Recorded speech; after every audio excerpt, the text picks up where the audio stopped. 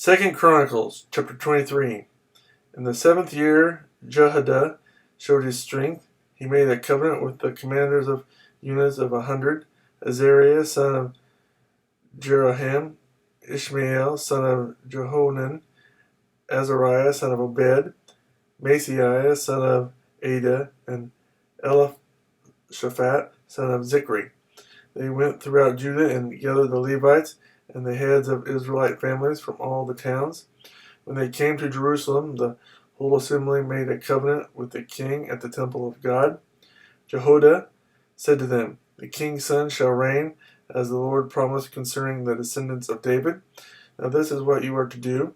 A third of you priests and Levites who are going on duty on the Sabbath are to keep watch at the doors, a third of you at the royal palace, and a third at the foundation gate, and all the other men are to be in the courtyards of the temple of the Lord. No one is to enter the temple of the Lord except the priests and Levites on duty. They may enter because they are consecrated, but all the other men are to guard what the Lord has assigned to them. The Levites are to station themselves around the king, each man with his weapons in his hand. Anyone who enters the temple must be put to death. Stay close to the king wherever he goes." The Levites and all the men of Judah did just as Jehoiada the priest ordered. Each one took his men, those who were going on duty on the Sabbath and those who were going off duty. For Jehoiada the priest had not released any of the divisions. Then he gave the commanders of units of 100 the spears and the large and small shields that had belonged to King David and that were in the temple of God. He stationed all the men, each with his weapon in his hand, around the king, near the altar in the temple, from the south side to the north side of the temple. Jehoiada and his sons brought out the king's son and put the crown on him.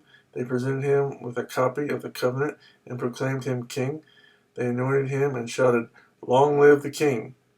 When Athaliah heard the noise of the people running and cheering the king, she went to them at the temple of the Lord. She looked, and there was the king, standing by his pillar at the entrance. The officers and the trumpeters were beside the king, and all the people of the land were rejoicing and blowing trumpets, and singers with musical instruments were leading the praises. Then Athaliah tore her robes and shouted, "Treason! Treason!"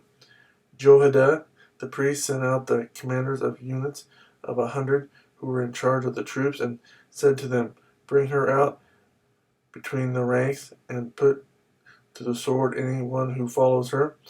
For the priest had said, "Do not put her to death at the temple of the Lord." So they seized her as she reached the entrance of the horse gate on the palace grounds, and there they put her to death.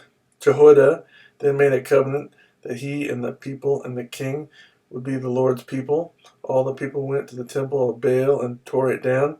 They smashed the altars and idols and killed Mattan, the priest of Baal, in front of the altars.